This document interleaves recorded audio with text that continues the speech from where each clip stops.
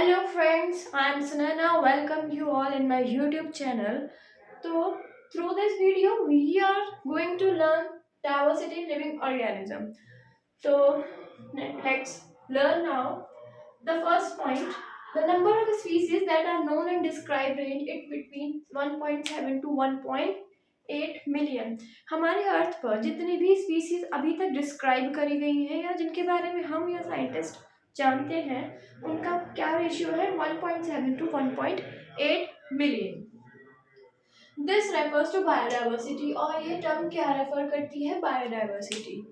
Okay, next point in this we should remember, हमें ये remember रखना चाहिए कि that the things we explore new areas, new one, even old ones, नई चीजें भी हम एक्सप्लोर कर रहे हैं धीरे धीरे according to time to time. कुछ पुरानी चीजें भी हैं जो हम एक्सप्लोर करते आ रहे हैं, लेकिन नए और पुराने के बीच में एक ट्विस्ट है। नेक्स्ट जो चीज अभी आइडेंटिफाइड नहीं हुई है लेकिन कंटिन्यूसली उस पर वर्क चल रहा है उन्हें आइडेंटिफाई करने के लिए, यानी कुछ स्पीसीज को आइडेंटिफाइड करने के लिए साइंटिस्ट द्वारा अभी भी वर्क चल रहा है। Now next point, nomenclature. तो nomenclature is the naming of living organisms, living organisms की naming such that a particular organism is known, जिससे वो एक पर्टिकुलर ऑर्गेनिज्म पूरे वर्ल्ड में सिर्फ एक नाम से ही जाना जाए ऑल ओवर द वर्ल्ड। तो इस चीज को हम क्या बोलते हैं, नॉमेनक्लेचर। ओके, तो this is basically divided into two parts, ICBN, which is International Code for Botanical Nomenclature. Second is ICZN, which is International Code of Geological Nomenclature. ICBN में जितने भी बॉटनिकल और प्लांट से रिलेटेड नॉमेनक्लेचर है उसकी बात करेंगे, और ICZN में एनिमल्स रिलेटेड जितने भी नॉमेनक्लेचर है उसकी बात करेंगे, यानी नेमिंग सिस्टम। ओके, तो biologist follow universally accepted principle to provide scientific name. जो बायोलॉजिस्ट है वो यूनिवर्सली एक्सेप्टेड प्रिंसिपल फॉलो करते हैं साइंटिफिक नेम को प्रोवाइड कराने के लिए। ईच नेम हैज दो कंपोनेंट्स, चाहे वह नेम नॉमेनक्लेचर का प्लांट्स में हो चाहे एनिमल्स में हो, उसमें दो कंपोनेंट्स होते हैं। वो दो कौन कौन से होते हैं, generic name and specific epithet.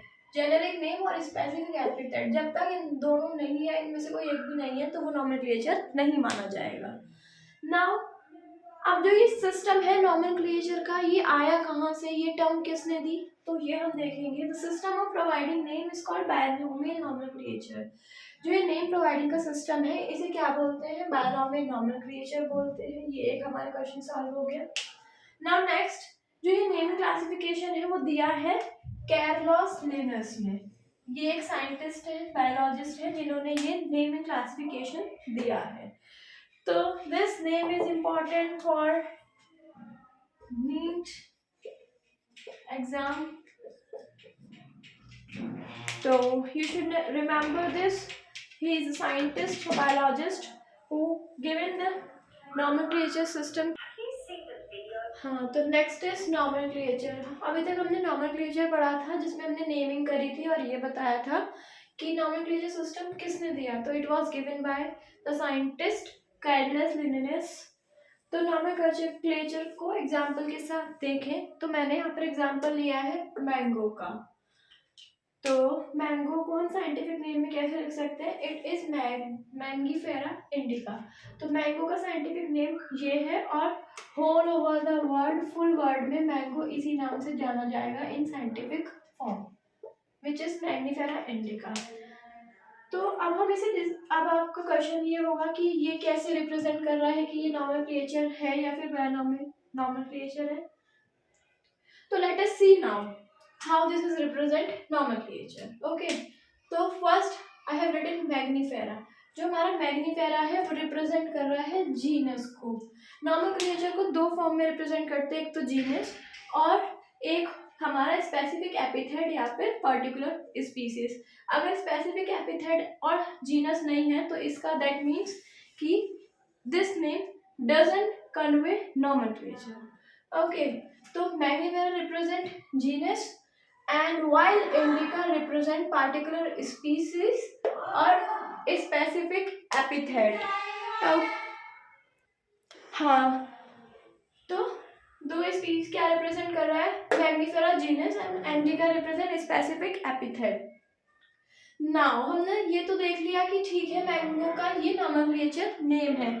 तो नॉमेनक्लेचर नेम को लिखने के लिए या पहचानने के लिए कुछ रूल्स हैं जो बायोलॉजिस्ट द्वारा दिए गए हैं and that was universal concept. तो वो जो रूल्स हैं वो क्या है अब हम देखेंगे. Now first is biological names are generally written in Latin और इटैलिक्स. इटैलिक्स या फिर लैटिन लैंग्वेज में हम इन्हें लिखते हैं. Now the second is the first word is biological name. जो पहला वर्ड है रिप्रेजेंट, फॉर एग्जांपल जैसे ये बायोलॉजिकल नेम, ये क्या रिप्रेजेंट कर रहा है, genus. And the second completes specific epithet. और जो ये सेकेंड है हमारा इंडिका, ये क्या रिप्रेजेंट कर रहा है, स्पेसिफिक एपिथेट. तो ये सेकेंड रूल है, पहला जीनस रिप्रेजेंट करता है, second word specific epithet. Now come to the next third rule. तो थर्ड रूल क्या है, both the words in biological names when hand written, जब दोनों वर्ड्स को हैंड रिटन या फिर हाथ से लिखते हैं तो वो सेपरेटली अंडरलाइन करे जाते हैं, ये बताने के लिए कि हाँ भाई नॉमेनक्लेचर नेम है. तो हम उन्हें सेपरेटली अंडरलाइन करते हैं. जैसे क्या है अंडरलाइन, सेपरेटली अलग अलग दोनों को, ठीक है. प्रिंटेड या फिर वो इटैलिक्स में प्रिंट होंगे और अगर हाथ से लिख रहे हैं तो उसे अंडरलाइन कर दिया जाएगा. तो ये थर्ड रूल है. Now come to the next fourth rule. जो पहला वर्ड होगा वो डिनोट करेगा जीनस, जो किससे स्टार्ट होगा, हमेशा कैपिटल लेटर. ये जो है ये फर्स्ट वर्ड जो रिप्रेजेंट जीनस को कर रहा है ये हमेशा कैपिटल लेटर से स्टार्ट होगा. सेकंड स्पेसिफिक एपिथेट का जो फर्स्ट वर्ड है वो स्मॉल लेटर से स्टार्ट होगा. Now next point, these four rules are universally concept और बायनॉमियल नॉमेनक्लेचर. एक पॉइंट है, छोटा सा नोट हम कह सकते हैं, ये है name of the author appears after the specific epithet. जैसे स्पेसिफिक एपिथेट, ये हमारा स्पेसिफिक एपिथेट मैग्निफेरा इंडिका, हमने ठीक है लिख दिया, ये जानस हो गया स्पेसिफिक एपिथेट. उसके एंड में ये दोनों जब कंप्लीट हो जाए तो नेम ऑफ द ऑथर आता है.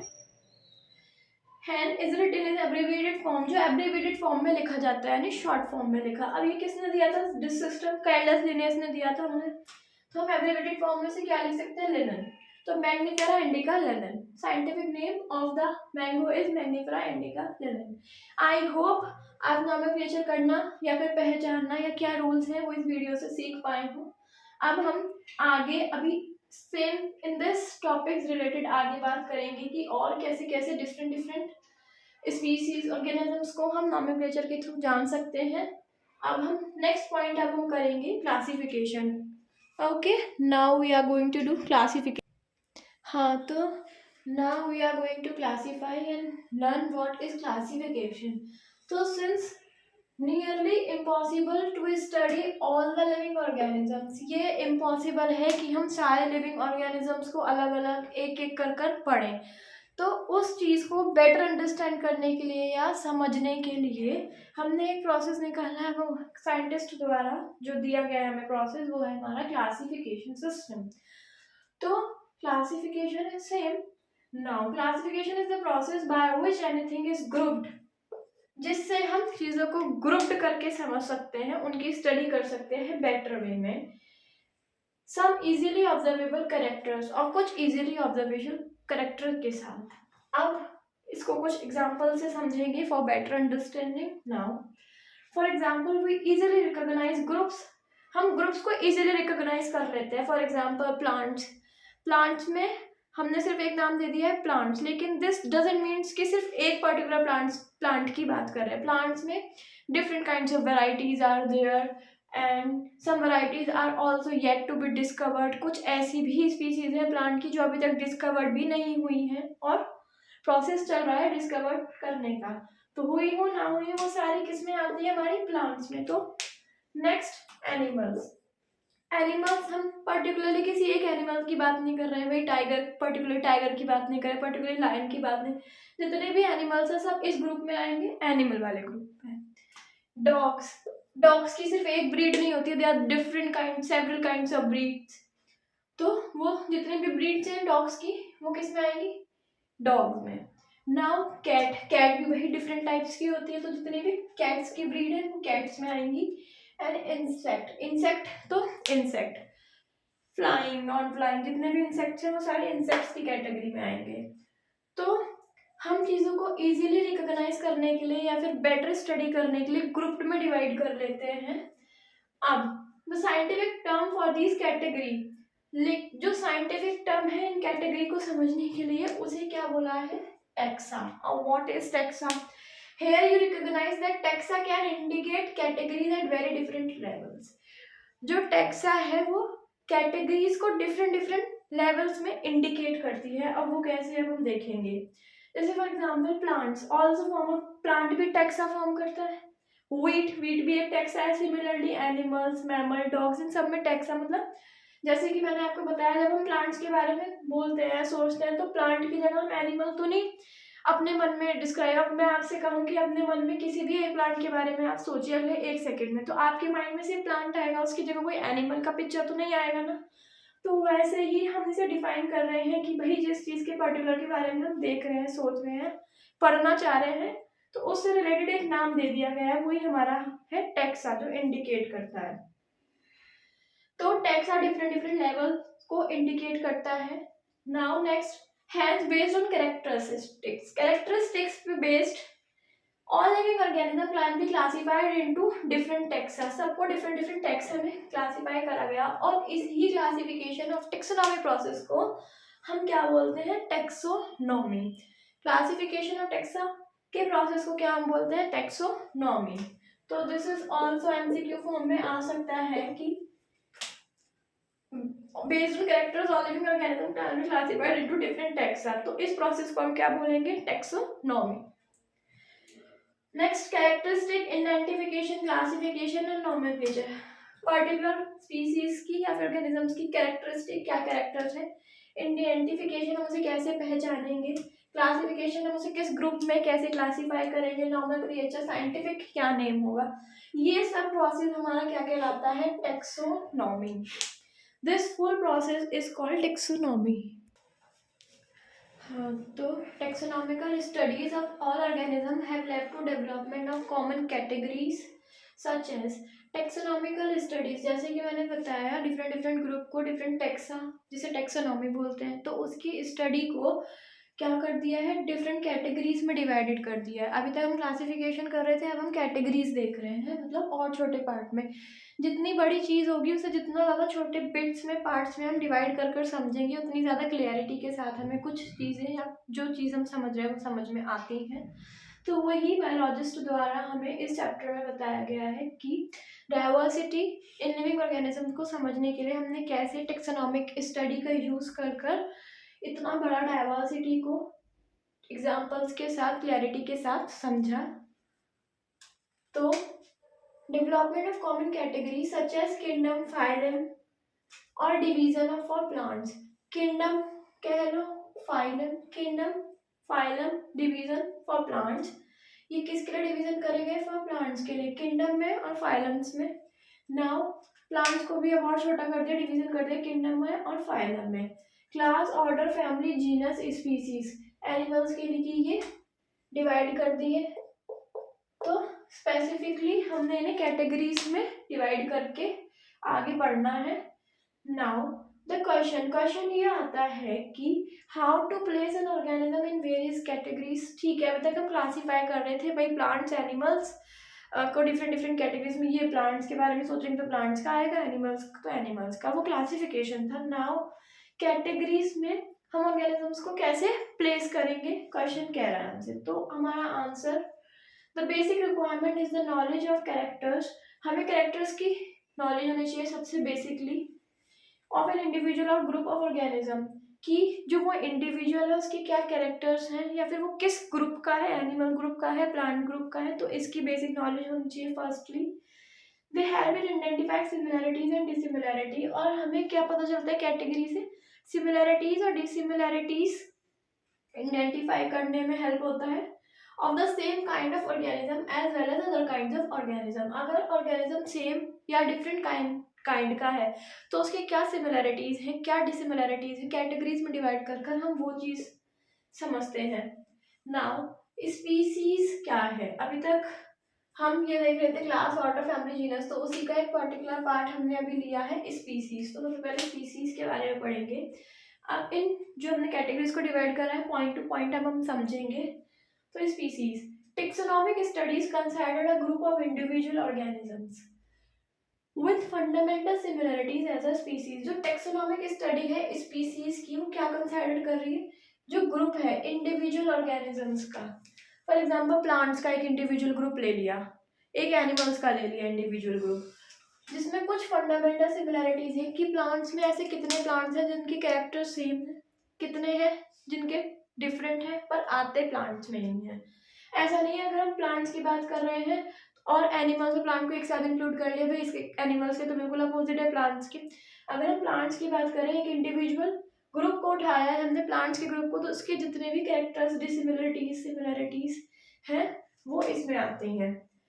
तो स्पीशीज में हम ये पढ़ेंगे। तो नाउ लेट अस कंसिडर, अब हम कंसिडर करेंगे। अब इसे कैसे कंसिडर कर सकते हैं। नाउ मैग्निफेरा इंडिका, जो हमने देखा मैग्निफेरा इंडिका क्या हमारा mango, Solanum tuberosum potato, Solanum tuberosum potato, Panthera leo lion. तो ये तो हमने प्लांट्स के ले लिए, ठीक है, ये प्लांट्स, ये प्लांट्स, ये पैरेथ्रा लियो किस में आ गया, एनिमल्स में। वही सबसे पहला पॉइंट मैंने आपको बताया कि हमें कैरेक्टर करना आना चाहिए, कैरेक्टरिस्टिक जो है इंडिविजुअल की पहचाननी आनी चाहिए कि भाई कौन सा प्लांट से बिलोंग है, कौन सा एनिमल से बिलोंग है। तो देखते ही हमने भी मैग्निफेरा आम और सोलेनम ट्यूबरिज्म पोटैटो, ये प्लांट से रिलेटेड स्पीसीज है। पैरेथ्रा लियो डायरेक्टली हम देख के कह सकते हैं भाई लायन है, प्लांट से रिलेटेड नहीं है, तो कौन सा में आ गया ग्रुप में, एनिमल ग्रुप में। तो ऑल थ्री नेम 1 2 3 जितने भी थ्री नेम्स है, स्पेसिफिक एपिथेट अगर हम इनका देखें, स्पेसिफिक एपिथेट हमेशा सेकंड पार्ट होता है, जैसे मैग्निफेरा का इंडिका हो जाएगा, सोलेनम का ट्यूबरिज्म हो जाएगा, पोटैटो का ट्यूबरिज्म हो जाएगा और पैरेथ्रा का लियो हो जाएगा। तो जो स्पेसिफिक एपिथेट है representing different organism but having morphological similarity, ये डिफरेंट ऑर्गेनिज्म को रिप्रेजेंट कर रहे हैं, लेकिन जो सिमिलरिटीज है वो क्या है, मॉर्फोलॉजिकल सिमिलरिटीज है, सेम सिमिलरिटीज मॉर्फोलॉजिकल। तो इस ये हमारा स्पीसीज है कि जिसका जेनेकिस जेनस के बाद जो स्पेसिफिक एपिथेट है उसकी मॉर्फोलॉजिकल सिमिलरिटीज सेम है। नेक्स्ट जीनस, जीनस कंप्राइज करता है group of related species which has more characters in common in comparison to species. Species के कंपैरिजन में अगर हम जीनस को देखते हैं तो ये रिलेट करता है जिसमें कैरेक्टर्स कॉमन होते हैं of other genera. We can say that, हम कह सकते हैं genera are aggregate of closely related species, जितनी भी क्लोजली रिलेटेड स्पीसीज है उससे एग्रीगेट करता है। अब हम ये भाई ठीक है, ये कंफ्यूजन लग रहा हो कि भाई स्पीसीज थोड़ा थोड़ा कुछ डिफरेंट है, ज़्यादा नहीं, तो उस चीज़ को समझने में थोड़ा प्रॉब्लम आता है, but it is not too much difficult also. अब हम जीनस का देखते हैं। For example potato, brinjal are two different species. Potato different है भाई आलू, ब्रिंजल हमारा बैंगन, दोनों ही डिफरेंट है स्पीसीज, लेकिन दोनों ही किसके हैं, प्लांट पार्ट है, स्पीसीज डिफरेंट है बट बिलोंग टू जीनस। लेकिन इसका जो जीनस है वो क्या है, सोलेनिज्म, सोलेनम। इन दोनों का जीनस क्या है, सोलेनम। तो जीनस सेम है, स्पीसीज में क्या सेम था भाई, क्या मॉर्फोलॉजिकल कैरेक्टर था, हमारा स्पेसिफिक एपिथेट, ये ध्यान रखिएगा, स्पेसिफिक एपिथेट। वही जीनस की बात करें तो उसमें हमारा क्या सेम है, जीनस में specific belong to same genus Solanum, specific epithet ना देख के जो जीनस है वो सेम, पोटैटो ब्रिंजल का क्या है हमारा, सोलेनम। नाउ नेक्स्ट अब हम पढ़ेंगे इसमें family. Family has a group of related genera with still less number similarity compared to genus and species। Family को अगर हम जीनस और स्पीसीज से कंपेयर करें तो इसमें जो सिमिलरिटीज हैं वो होती तो हैं, but as compare to genus और species it has it still less number, मतलब कम सिमिलरिटीज होती हैं। 3 डिफरेंट जेनेरा, जैसे 3 डिफरेंट जेनेरा हम यहाँ पर लेते हैं, जेनस लेते हैं सोलेनम, पैटियोनम, टेटूरा। ये किस फैमिली में प्लेस्ड होते हैं, ये तीनों ही जीनस किस फैमिली में आते हैं, सोलेनेसी फैमिली में आते हैं। तो ये हमारा फैमिली है जो कि जीनस और स्पीसीज से लेस सिमिलरिटी है, मतलब इसमें जो सिमिलरिटी है वो कम होती है। Next order, order generally order and other higher taxonomic categories are identified based on aggregate characters. Order और higher taxonomic categories वो कैसे आइडेंटिफाई की जाती है? उनके एग्रीगेट कैरेक्टर्स पे बेसिस पे. कैरेक्टर्स किसका है? प्लांट्स का, एनिमल्स का. प्लांट्स में कौन से प्लांट्स का, एनिमल्स में कौन सी कैटेगरी के एनिमल्स का, तो वो हमारा ऑर्डर डिफाइन करता है. Now the next is class. Class include related order. ये किससे इंक्लूड रिलेटेड ऑर्डर? जैसे ऑर्डर प्रेमेटा. अगर हम ऑर्डर प्रेमेटा की बात करें तो प्रेमेटा में different different kinds of animal, जैसे मंकी, गोरिल्ला, गिबन, ये तीनों ही किस ऑर्डर के हैं? ऑर्डर प्रेमेटा के. Is placed in class Mammalia. आप किस क्लास में रखे हैं? ऑर्डर तो इनका प्रेमेटा है, क्लास मैमिला है, अलॉन्ग विद ऑर्डर कार्निवोरा. और कौन सा ऑर्डर आ रहा है? कार्निवोरा. That includes animals. ठीक है, प्रेमेटा में कौन सा हमारा? Monkey, gorilla and gibbon. ये किसके हैं? मैमिला, मैमेलिया. क्लास कौन सी इनकी? मैमिलिया. अब डिफरेंट और एनिमल्स की बात करें, जैसे हमारा टाइगर हो गया, कैट हो गया, डॉग हो गया, ये किस में आते हैं? हमारे एनिमल्स कार्निवोरा. इनका ऑर्डर क्या है? कार्निवोरा. तो एनिमल्स को भी डिफरेंट डिफरेंट ऑर्डर में डिवाइड जो कर देते हैं, जैसे ऑर्डर प्रिमेटा, ऑर्डर कार्निवोरा, वो हमारा क्लास में आता है.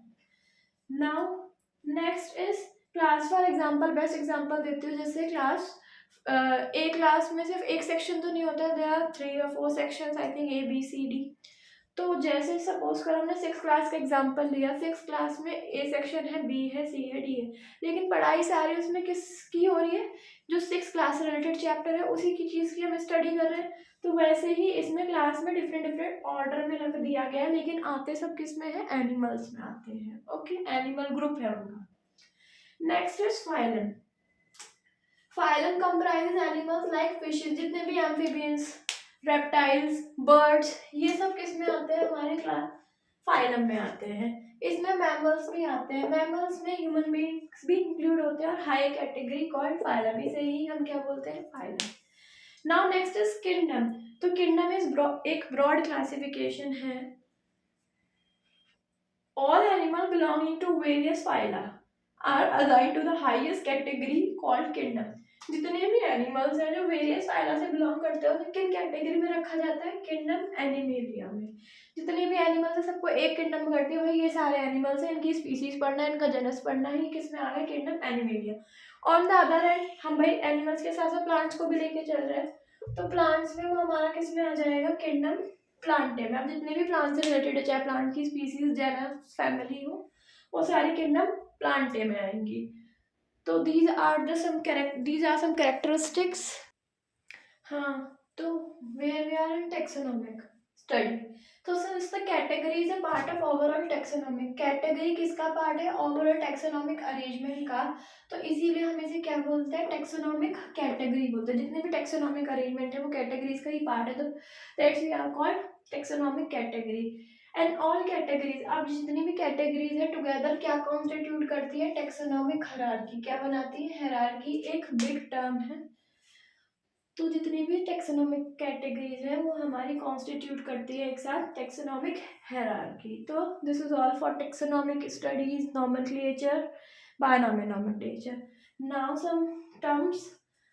What is herbarium? Herbarium store house for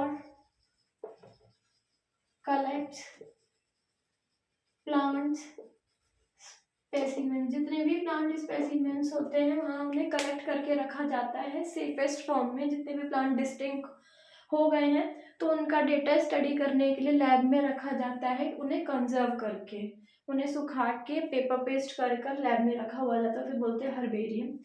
next, botanical gardens.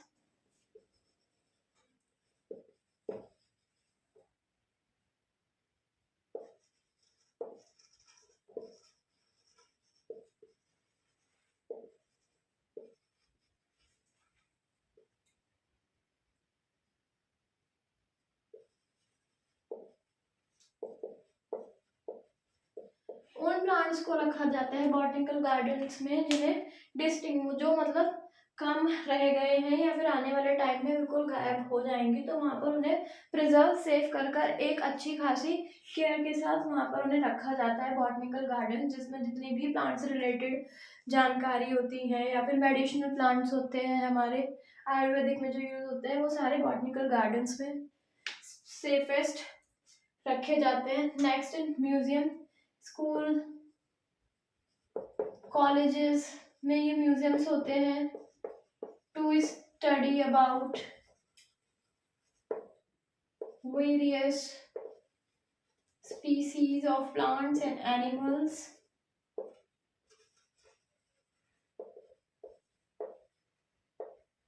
so that we get knowledge of these.